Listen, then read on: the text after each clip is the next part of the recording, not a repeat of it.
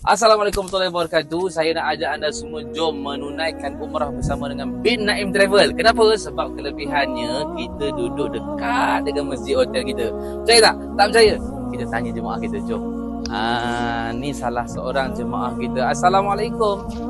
Apa khabar, sihat? Sihat. Ustaz, itu saya pergi tahun 98. Tahun 98. Itu yang pertama. Saya pergi haji. Yang ini yang kedua.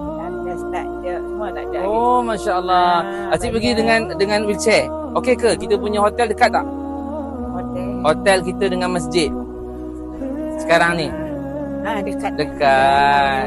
Mudah tak urusan kita bin Naim ni? Saya punya kedua jauh. Oh.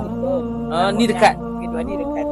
Apa pengalaman? Tapi dekat saya tak pergi jalan pula. Masya-Allah, tak apa, masya-Allah. Nak tanya juga pengalaman menunaikan saya ni nak sampai kat sini. Masya-Allah, amin amin ya Rabb. Nak tanya juga pengalaman menunaikan umrah. Senang tak? Sesuai apa? Mudah tak urusan insya-Allah?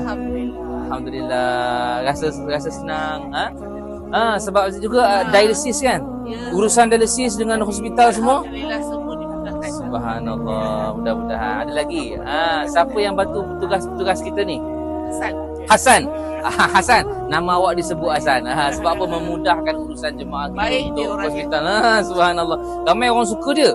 Hasan ni pasal dia memudahkan urusan Hasan ni kan. Dia tunggu saya sampai habis. Masya Allah. Itu sebab kita pergi dengan bin Naim Travel. Sebab kita akan cuba mudahkan urusan jemaah kita supaya kita akan dapat menikmati ibadat sehingga awal habis semuanya akan dimudahkan urusan. InsyaAllah.